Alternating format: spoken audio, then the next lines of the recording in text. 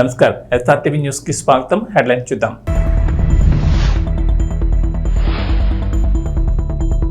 ఆంధ్రప్రదేశ్లో మహిళలకు తీపి కబురు. ఏడాదికి 3 గ్యాస్ సిలిండర్లు ఉచితం. ఈ పథకంపై కసరత్తు చేస్తోన్న ప్రభుత్వం.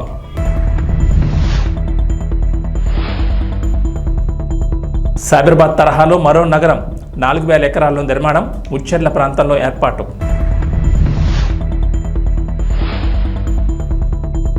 గ్రేటర్ హైదరాబాద్ పరిధి పెంపు, 7 మున్సిపాలిటీలు విలీనం, రేపు అసెంబ్లీలో చర్చ.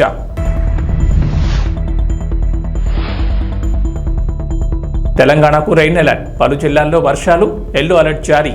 ఆంధ్రప్రదేశ్లో అధికారంలోకి వచ్చిన కూటమి ప్రభుత్వం ఎన్నికల సమయంలో ఇచ్చిన హామీలను ఒక్కొక్కటిగా అమలు చేస్తోంది. ఇప్పటికే పింఛన్ల పెంపు అమలు చేయగా అన్నా క్యాంటీన్లను ఈ నెల 15 నుంచి ప్రారంభించనున్నారు.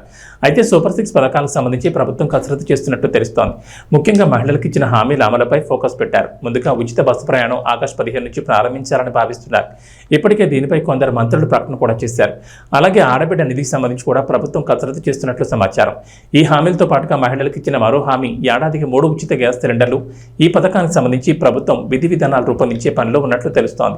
రాష్ట్ర వ్యాప్తంగా 1.30 కోట్ల తెల్ల రేషన్ కార్డులు ఉన్నట్లు గుర్తించారు. వీటిలో దీపం పథకానికి అర్హులైన వారిని గుర్తించేందుకు అధికారులు కసరత్తు చేస్తున్నట్లు సమాచారం. ఒక ఇంట్లో ఒకటికి మించి గ్యాస్ కనెక్షన్ ఉంటే పథకం వర్తించదని తెలుస్తోంది. విద్యుత్ బిల్, ఆధార్తో లింక్ అయిన ఫోన్ నెంబర్, చిరునామా, ధృవీకరణ పత్రాలను పరిశీలించి అర్హులను గుర్తిస్తారని చెప్తున్నారు. ఈ పథకానికి సంబంధించిన అర్హతలు, మార్గదర్శకాలను రూపొందించే పనిలో ఉన్నారు. హైదరాబాద్ నగరం వేగంగా విస్తరిస్తోంది. జంట నగరాలు హైదరాబాద్, సికింద్రాబాద్లతో పాటు సైబరాబాద్ పేరిట నిర్మించిన నూతన నగరం వేగంగా అభివృద్ధి చెందుతోంది. ఈ 3 నగరాల చుట్టూ అనేక ఐటీ సంస్థలు, అంతర్జాతీయ సంస్థలు పెట్టుబడి పెడుతున్నాయి. భవిష్యత్ అవసరాల దృష్ట్యా నగరాన్ని మరింతగా విస్తరించేందుకు ప్రభుత్వం కసరత్తు చేస్తోంది. నగరం చుట్టూ గ్రీన్ టౌన్షిప్లు, రీజనల్ రింగ్ రోడ్ వంటి ప్రాజెక్టులు చేపడుతోంది. ఈ నేపథ్యంలో నగర విస్తరణపై తెలంగాణ సీఎం రేవంత్ రెడ్డి కీలక ప్రకటన చేశారు. హైదరాబాద్ పరిధిలో మరో నూతన నగరం నిర్మిస్తామని చెప్పారు. బుధవారం అసెంబ్లీలో ద్రవ్య వినిమయ బిల్లు సందర్భంగా మాట్లాడిన రేవంత్ రెడ్డి రంగారెడ్డి జిల్లా ముచ్చెర్లలో 4000 ఎకరాల్లో కొత్త నగరం నిర్మిస్తామన్నారు. ప్రస్తుతం హైదరాబాద్, సికింద్రాబాద్, సైబరాబాద్ ఇలా 3 నగరాలు ఉన్నాయని చెప్పారు. ముచ్చెర్ల నిర్మించబోయేది 4వ నగరం అవుతుందన్నారు. అక్కడ ఆరోగ్య, క్రీడా హబ్లు ఏర్పాటు చేయనున్నట్లు తెలిపారు. కొత్తగా నిర్మించే నగరానికి మెట్రోతో అనుసంధానం చేస్తామన్నారు. తెలంగాణలోని అన్ని రంగాల్లో అభివృద్ధి సాధించేందుకు వ్యవసాయం నుంచి ఏఐ టెక్నాలజీ వరకు పలు రంగాలపై నూతన విధానాలు రూపొందిస్తామన్నారు. హైదరాబాద్ నగరాన్ని మరింతగా అభివృద్ధి చేసేందుకు రేవంత్ సర్కార్ ప్రణాళికలు రూపొందిస్తోంది. అందుకు అవసరమైన కీలక చర్యలు తీసుకుంటోంది. హైదరాబాద్, సికింద్రాబాద్, సైబరాబాద్తో పాటు కొత్తగా రంగారెడ్డి జిల్లా ముచ్చెర్ల వద్ద 4వ సిటీని నిర్మించనున్నట్లు సీఎం రేవంత్ బుధవారం అసెంబ్లీలో ప్రకటించారు. ఇక హైదరాబాద్ నగర విస్తరణపై కూడా కీలక నిర్ణయం తీసుకున్నారు. ఔటర్ రింగ్ రోడ్ లోపల ఉన్న మున్సిపాలిటీలు, కార్పొరేషన్లు, గ్రామ పంచాయతీలను గ్రేటర్ హైదరాబాద్ మున్సిపల్ కార్పొరేషన్లో విలీనం చేసేందుకు సిద్ధమయ్యారు. ఈ మేరకు శుక్రవారం అసెంబ్లీలో తీర్మానం పెట్టి చర్చించనున్నారు. నగర శివార్లోని 7 మున్సిపల్ కార్పొరేషన్లు, 20 మున్సిపాలిటీలను, 33 గ్రామ పంచాయతీలను జీహెచ్ఎంసీలో విలీనం చేసేందుకు రెడీ అయ్యారు. ఇప్పటికే రంగారెడ్డి, మేడ్చల్ జిల్లాల అధికారులు ప్రణాళికలు సిద్ధం చేశారు. ఈ విషయంపై ముఖ్యమంత్రి రేవంత్ రెడ్డి పురపాలక శాఖ, జీహెచ్ఎంసీల అధికారులతో 4 నెలల క్రితమే సమీక్ష నిర్వహించారు. ఔటర్ రింగ్ రోడ్ లోపల ఉన్న కార్పొరేషన్లు, మున్సిపాలిటీలను జీహెచ్ఎంసీలో విలీనం చేయాలంటూ అప్పట్లోనే ఆదేశించారు. అయితే లోక్సభ ఎన్నికల షెడ్యూల్ విడుదల కావడంతో ఆ ప్రతిపాదనకు బ్రేక్ పడింది. తాజాగా అంశాన్ని అసెంబ్లీ సమావేశాల్లో చర్చించి కీలక నిర్ణయం తీసుకోనున్నారు. కాగా ప్రభుత్వ నిర్ణయంతో ఈ ప్రాంతాలకు మహర్దశ పట్టనుంది. ప్రస్తుతం అరకొర నిధులతో సతమతమవుతున్న కార్పొరేషన్ల అభివృద్ధికి నిధులు దండిగా రానున్నాయి. ఆంధ్రప్రదేశ్ మంత్రి నారా లోకేష్ ఓఎస్డీగా యువ అధికారి ఆకుల వెంకటరమణ నియమితులయ్యారు. కడప జిల్లా నుంచి ఏరికోరి ఆయన్ను తీసుకొచ్చి మానవ వనరుల శాఖలో మంత్రి నారా లోకేష్ ఓఎస్డీగా నియమించారు. రమణ గతంలో తూర్పుగోదావరి జిల్లా చింతూరు ఐటీడీఏ ప్రాజెక్ట్ ఆఫీసర్గా పనిచేశారు. అక్కడ గిరిజనులకు ప్రభుత్వ పథకాలను అందించడంలో, జీవన ప్రమాణాలు పెంపొందించడంలో కీలక పాత్ర పోషించారు. అక్కడి నుంచి కడప జిల్లా బద్వేలు ఆర్డీఓగా బదిలీ కాగా అక్కడ కూడా సమర్థవంతమైన అధికారిగా ప్రశంసలు పొందారు. ఇప్పుడు నారా లోకేష్ ఓఎస్డీగా నియమితులయ్యారు. ప్రకాశం జిల్లా మార్కాపురానికి చెందిన ఆకుల శ్రీరాములు, లక్ష్మీ నరసింహల కుమారుడు వెంకటరమణ. సాధారణ రైతు కుటుంబంలో జన్మించిన రమణ ప్రభుత్వ కొలువు సాధించాలని టార్గెట్ పెట్టుకున్నారు. చిన్నప్పటి నుంచి కష్టపడి చదివారు. విద్యాభ్యాసం మొత్తం మార్కాపురంలో జరిగింది. 2000లో ఇంటర్మీడియట్ పూర్తయ్యాక బీటెక్ చేయడం కోసం ఏడాది పాటు సొంతంగా ఎంసెట్కు ప్రిపేర్ అయ్యారు. 2001లో 1000 ర్యాంక్ సాధించగా బీటెక్లో చేరారు. 4 ఏళ్లు బీటెక్ తర్వాత క్యాంపస్ సెలక్షన్స్లో ఒక ప్రముఖ ఎలక్ట్రానిక్స్ సంస్థలో 2005లో సర్క్యూట్ డిజైన్ ఇంజనీర్గా ఉద్యోగం సాధించారు. ఆయన ప్రైవేట్ ఉద్యోగం చేస్తూనే ఖాళీ సమయాల్లో తోటి ఉద్యోగులతో కలిసి సమీప ప్రాంతాల్లోని స్కూళ్లకు వెళ్లి అక్కడ విద్యార్థులకు క్లాసులు చెప్పేవాడు. అలా అక్కడ లోటుపాట్లను చూసి ప్రభుత్వ సర్వీసుల ద్వారా మరింత సేవ చేయొచ్చని భావించారు. 2009లో తన ఉద్యోగాన్ని రాజీనామా చేసి సివిల్స్, గ్రూప్స్ ప్రిపరేషన్ వైపు మొగ్గు చూపారు. ఉద్యోగం చేయడం లేదు, ఖర్చులకు డబ్బులు కావాలి. ఇలాంటి సమయంలో వ్యక్తిగత ఖర్చుల కోసం కుటుంబంపై ఆధారపడడం ఇష్టం లేక గ్రూప్ 2 బ్యాంక్ పీఓ వంటి పరీక్షలకు జనరల్ స్టడీస్, కరెంట్ అఫైర్స్ కు ఫ్యాకల్టీగా పనిచేస్తారు వెంకటరమణ. తెలుగుదేశం పార్టీ ప్రజలు, పార్టీ శ్రేణుల సమస్యలను స్వయంగా తెలుసుకోవడానికి కీలక నిర్ణయం తీసుకున్న సంగతి తెలిసిందే. ముఖ్యమంత్రి నారా చంద్రబాబు నాయుడు, మంత్రులు, పార్టీ ముఖ్య నేతలు అందుబాటులో ఉంటున్నారు. తాజాగా ఆగస్టు నెలకు సంబంధించిన షెడ్యూల్ను టీడీపీ విడుదల చేసింది. స్వయంగా చంద్రబాబు కూడా ఆగస్టు 3, 10 తేదీల్లో ముఖ్యమంత్రి చంద్రబాబు అర్జీలు స్వీకరిస్తారు. అలాగే మంత్రితో పాటుగా రోజుకు ముఖ్యమైన నేత కూడా అందుబాటులో ఉంటారు. టీడీపీ అధినేత చంద్రబాబు సూచన మేరకు ఆదివారాలు మినహా రోజుకి ఎదురు చొప్పున ఆగస్టు 14 వరకు పార్టీ కార్యాలయంలో ఉంటూ వినతులు తీసుకోనున్నారు. ఆ షెడ్యూల్ ఇలా ఉంది. తెలుగుదేశం పార్టీ అధినేత ముఖ్యమంత్రి నారా చంద్రబాబు నాయుడు ఆదేశాలతో మంగళగిరిలోని పార్టీ కేంద్ర కార్యాలయంలో రాష్ట్ర మంత్రులు, టీడీపీ జాతీయ నాయకులు పార్టీ శ్రేణుల కోసం అందుబాటులో ఉంటారని తెలిపారు. కార్యకర్తలు, నాయకులు గమనించాలని ఒక ప్రకటన విడుదల చేశారు. కేంద్ర కార్యాలయంలో అందుబాటులో ఉండనున్న రాష్ట్ర మంత్రులు, టీడీపీ జాతీయ నాయకులు కొద్ది రోజులుగా టీడీపీ కార్యాలయంలో మంత్రులు, ముఖ్య నేతలు ప్రజలకు అందుబాటులో ఉంటున్నారు. వారి సమస్యలను, వినతులను స్వీకరిస్తున్నారు. వాటి పరిష్కారానికి తమ వంతుగా ప్రయత్నం చేస్తున్నారు. పోటీ చేసిన 21 స్థానాలకు గాను 21 స్థానాలను గెలుపొంది దేశ రాజకీయాల్లో సంచలనం సృష్టించిన జనసేన పార్టీ రాజకీయ వర్గాలను సంబరమాచార్యాలకు గురి చేస్తూ మరో కీలక నిర్ణయం ప్రకటించింది. పార్టీ ఎమ్మెల్యేలు, ఎంపీలు ప్రజలకు అందుబాటులో ఉండాలని ప్రకటించి షెడ్యూల్ విడుదల చేశారు ఆ పార్టీ అధ్యక్షుడు, AP deputy CM Konidela Pawan Kalyan. August 1వ తేదీ నుంచి జనసేన ఎంపీలు, ఎమ్మెల్యేలు మంగళగిరిలోని పార్టీ కేంద్ర కార్యాలయంలో ఉండి ప్రజల నుంచి అర్జీలు, పార్టీ శ్రేణుల నుంచి అభ్యర్థనలు స్వీకరించనున్నారు. జనసేన ఎమ్మెల్యేలు, ఎంపీలు ప్రతి నెల కనీసం 2 రోజుల పాటు పార్టీ కేంద్ర కార్యాలయంలో ప్రజలకు అందుబాటులో ఉండాలని జనసేనాని పవన్ కళ్యాణ్ ఇంతకుముందే ఆదేశాలు ఇచ్చారు.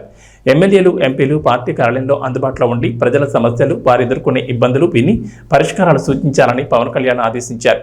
షెడ్యూల్ ప్రకారం ఉదయం నుంచి సాయంత్రం వరకు ప్రజలకు అందుబాటులో ఉండి వారి నుంచి విజ్ఞాపన పత్రాలు, పార్టీ శ్రేణుల నుంచి వచ్చే అభ్యర్థనలు, సూచనలను స్వయంగా స్వీకరించనున్నారు.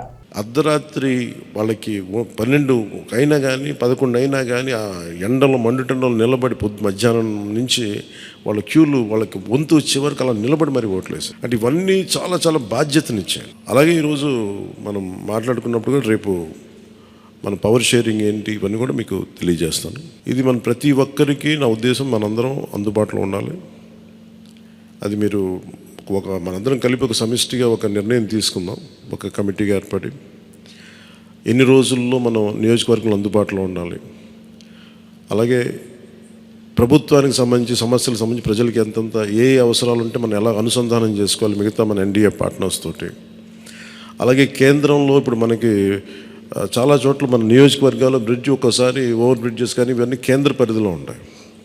అవన్నీ మీరు చేయాల్సింది ఏంటంటే మన నియోజకవర్గపు సమస్యలు ప్రాధాన్యత అంటే యాజ్ పర్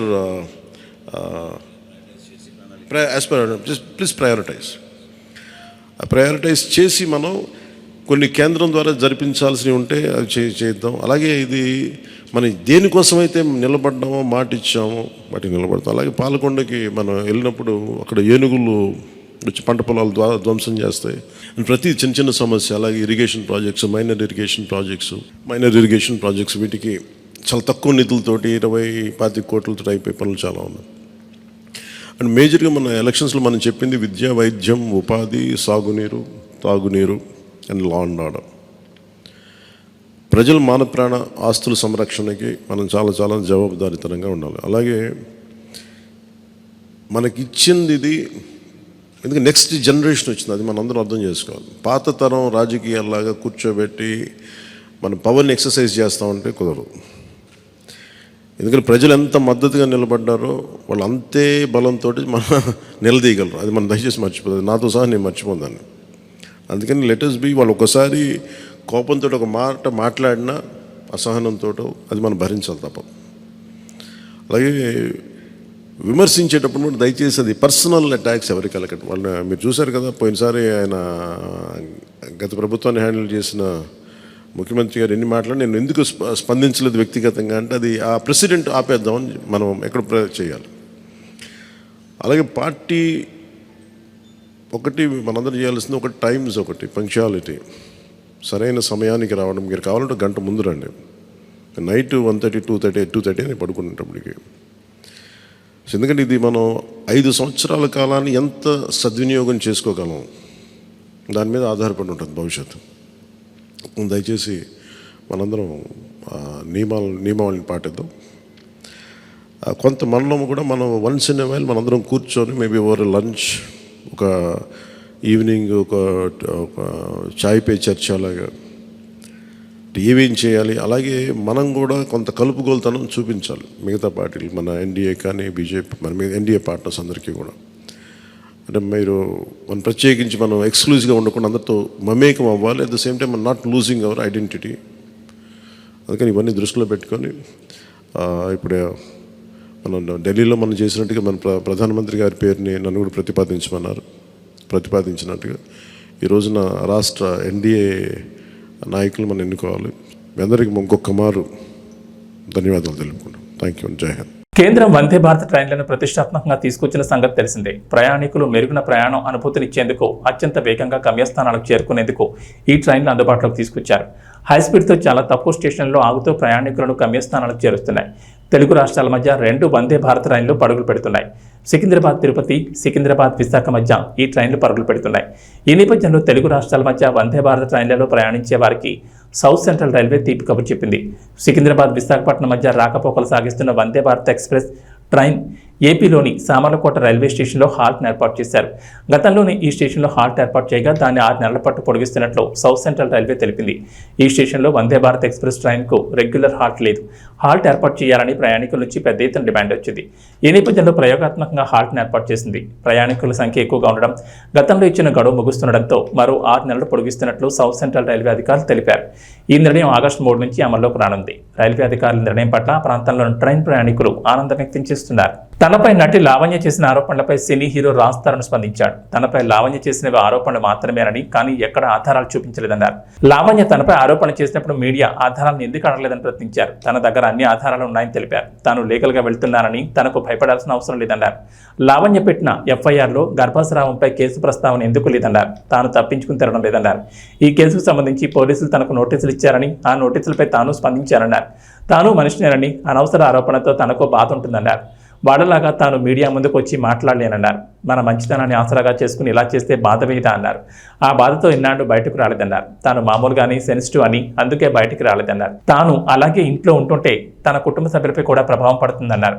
అందుకే ఈ రోజు మీ ముందుకు వచ్చి మాట్లాడుతున్నానని మీడియాతో అన్నారు. తాను ఎంతో ధైర్యం తెచ్చుకుని బయటకు వచ్చానన్నారు. ఇంకా అడిగి బాధ పెట్టద్దని కోరారు. No, you can't tell that because ఒకటే ఒక media channel let us one second, let me talk, Raj. You can't tell that. We are media representatives. ఒక ఇండివిజువల్ పర్సన్ కోసం మేము పని చేయం. I wanted to tell this. మేము పని చేసేది ప్రజల కోసం, ఇండివిజువల్ పర్సన్ కోసం కాదు. So my question is, ఇంతకు ముందు నేను మాట్లాడేటప్పుడు I don't want to talk అన్నారు. I don't know why. I really don't want to talk to you and I'm very sorry. Why? Let me know. అంటే ఒక media person expose చేస్తే, because I was the first one who brought Lavanya interview. So మీరు నా మీద grudge పెట్టుకోవడం, it is not nice. Okay? Raj Tarun గారు, మీ మీద case అయిన తర్వాత, మీ మీద కంప్లైంట్ వచ్చిన రోజు మీరు మాట్లాడారు, ఓకే బాగానే ఉంది. మీ మీద కేసు అయిన తర్వాత లావణ్య గారు మీ మీద చాలా ఎలిగేషన్ చేశారు. 10 సంవత్సరాలు కలిసి ఉన్నాము, అబార్షన్ చేయించారు, మీరు డబ్బులు ఇచ్చాను, నేనే హెల్ప్ చేశాను, 75 లక్షల రూపాయలు సహాయం చేశాను, ఇవన్నీ చాలా ఎలిగేషన్ చేసింది. మీరు ఎంటైర్ లావణ్య ఎపిసోడ్లో ఏం చెప్తారు? ఇప్పటి వరకు మీడియా ముందుకు రాలేదు. ఎంటైర్ ఎపిసోడ్లో ఏం చెప్తారు? ఓవరాల్ చెప్పండి. నేను ఒకటే చెప్పదలుచుకున్నా అండి, లీగల్గా ప్రొసీడ్ అవుతున్నాను. నేను లీగల్ అని ప్రొసీడ్ అవుతా. నా దగ్గర మొత్తం ప్రూఫ్స్ అన్నీ ఉన్నాయి. మీరే అన్నారు కదా ఎలిగేషన్స్ అని చెప్పి. I don't want to do allegations on anybody. నేను చేయను. నేను లీగల్గానే ప్రొసీడ్ అవుతాను. రాజతరుణ్, ఈ అమ్మతో ఉన్నటువంటి ఫొటోస్ కావచ్చు, మీరు కలిసిన జీవితంలో మీరు అబార్షన్ చేసిన రిపోర్ట్స్ కావచ్చు, అన్ని చూపిస్తారు కదా. రిపోర్ట్స్ ఎక్కడ ఉన్నాయండి? అబార్షన్ చేసిన రిపోర్ట్స్ ఉంటే ఫస్ట్ వాళ్ళు కేసు పెట్టాలి కదా. కేసే ఫైల్ చేయలేదుగా పోలీసులు. ఉంటే పెడతారు కదా. రాజతరుణ్, సారీ ప్లీజ్, దయచేసి టాపిక్ వదిలేండి. నాకు నిజంగా బాధేస్తుంది. ప్లీజ్. ఓకే, నేను ఆల్రెడీ చాలా ధైర్యం తెచ్చుకొని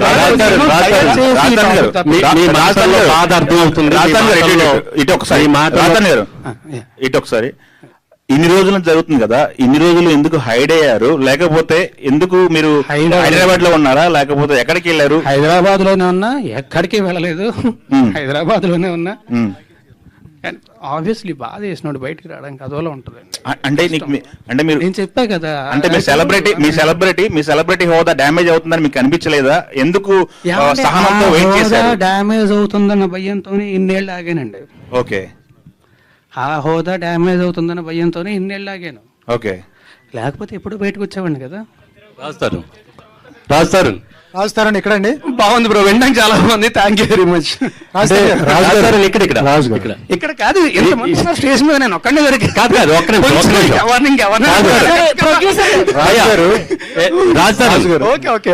ఈ టోటల్ లావణ్య ఎపిసోడ్ చుట్టూ మిమ్మల్ని డ్యామేజ్ చేయడానికి గానీ, మిమ్మల్ని హట్ చేయడానికి గానీ వెనక ఎవరన్నా పెద్ద హస్తం ఉందని మీరు అనుకుంటున్నారా? నాకు ఏమీ తెలియదండి, నాకు నిజంగా ఏమీ తెలియదండి. పెద్ద హస్తాలండి ఎవరు ఉంటారండి? ఏమో, అంటే మిమ్మల్ని డ్యామేజ్ చేయాలనే ఉద్దేశంతో ఎవరన్నా రంగంలో దిగారా? ఎవరు చేస్తారండి అలాగా?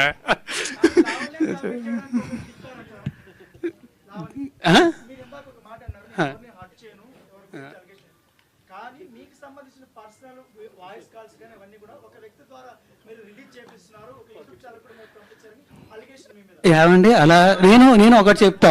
ఇక్కడ దీనికి మీకు ఒకటి చెప్తాను నేను. ఇప్పుడు అలాగే నా వేరే ఫోన్ కాల్స్, నా వేరే వీడియోస్, నా వేరే వాట్సాప్ చాట్లు ఇవన్నీ బయటకు వచ్చి నేను రిలీజ్ చేసుకున్నాను. అవన్నీ తనకు సంబంధించి ఏంటి? అదే అండి, ఆవిడ క్లియర్గా చెప్పింది కదా, వచ్చి రాస్తారని ఫోన్ నా దగ్గర ఉంది, యాక్సెస్ నా దగ్గర ఉందని చెప్పి. నేను ఎందుకు చేస్తా? అలా చెయ్యాలంటే నా దగ్గర ఇంకా చాలా ఉన్నాయండి, చాలా ఉన్నాయి నా దగ్గర. అవన్నీ పోలీసులకి ఇస్తారా మీరు? నేను లీగల్గానే ప్రొసీడ్ అవుతాను, పోలీసులకు మాత్రం. పోలీసులకు కూడా కాదు, కోర్టుకి ఇస్తాను, నా లాయర్కి ఇస్తాను, లాయర్ కోర్టులో సబ్మిట్ చేస్తారు. అవునండి, మీరే అంటున్నారు కదా మళ్ళీ అలిగేషన్స్ అని చెప్పి. నేనేం చేయించాను? ఏమండి, ఆయన నాకు సపోర్ట్గా వచ్చారు అండ్ ఆయన ప్రూఫ్స్తో వచ్చారు.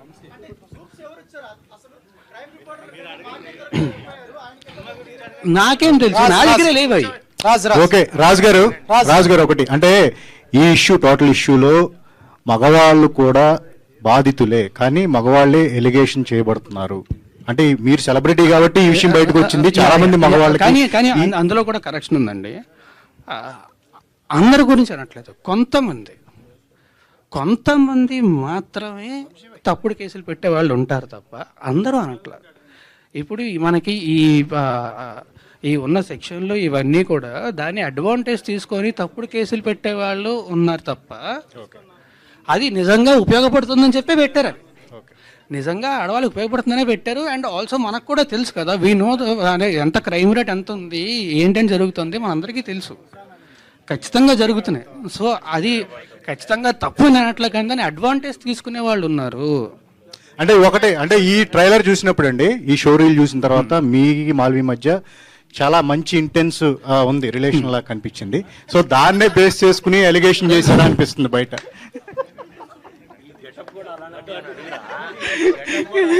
మీరు ఆగస్ట్ 2 థియేటర్కి వెళ్ళి సినిమా చూడండి. శ్రీలంకతో జరిగిన టీ20 సిరీస్ను భారత జట్టు 3-0తో క్లీన్ స్వీప్ చేసింది. మంగళవారం ఉత్కంఠభరితంగా సాగిన మూడో టీ20 సూపర్ ఓవర్ వరకు వెళ్ళింది. వాస్తవానికి చివరి 2 ఓవర్లలో శ్రీలంక విజయానికి 9 పరుగులు మాత్రమే అవసరమయ్యాయి. అప్పటికి క్రీజులో కుశాల్ పెరీరా ఉండడంతో ఆ జట్టు విజయం ఖాయమని అంతా భావించారు. కానీ అనూహ్యంగా బంతి అందుకున్న రింకు సింగ్ సంచలన బౌలింగ్ చేశాడు. 19 ఓవర్లలో 2 వికెట్లు తీసి కేవలం 3 పరుగులు మాత్రమే ఇచ్చాడు. దీంతో చివరి ఓవర్లో ఆ జట్టు విజయానికి 6 పరుగులు అవసరమయ్యాయి. 19వ ఓవర్ను రింకు సింగ్ చేత బౌలింగ్ చేయించి అందరినీ ఆశ్చర్యపరిచిన కెప్టెన్ సూర్యకుమార్ యాదవ్ చివరి ఓవర్లను అనూహ్య నిర్ణయం తీసుకున్నాడు. తానే బౌలింగ్ చేసేందుకు సిద్ధమయ్యాడు. అంతర్జాతీయ టీ20 క్రికెట్లో ఒకసారి కూడా బౌలింగ్ చేయని సూర్య చివరి ఓవర్ కోసం బంతిని అందుకున్నాడు. తొలి 3 బంతులకు 1 పరుగు కూడా ఇవ్వలేదు, 2 వికెట్లు పడగొట్టాడు. 4వ బంతికి సింగిల్ రాగా సమీకరణం 2 బంతుల్లో 5 రన్స్గా మారింది. అయితే ఇక్కడే సూర్యకుమార్ యాదవ్ చేసిన ఓ తప్పిదం మ్యాచ్ను సూపర్ ఓవర్ వరకు తీసుకెళ్లింది. 5వ బంతిని ఎదుర్కొనేందుకు విక్రమ్ సింగే సిద్ధమయ్యాడు. బంతిని లాంగ్ ఆఫ్ దిశగా తరలించాడు. క్రీజులోని బ్యాటర్లు ఇద్దరు 2వ పరుగు ప్రయత్నించారు. ఫీల్డర్ కూడా బంతిని నేరుగా బౌలింగ్ ఎండ్ వైపు ఉన్న సూర్యకుమార్ యాదవ్ వైపు విసిరాడు.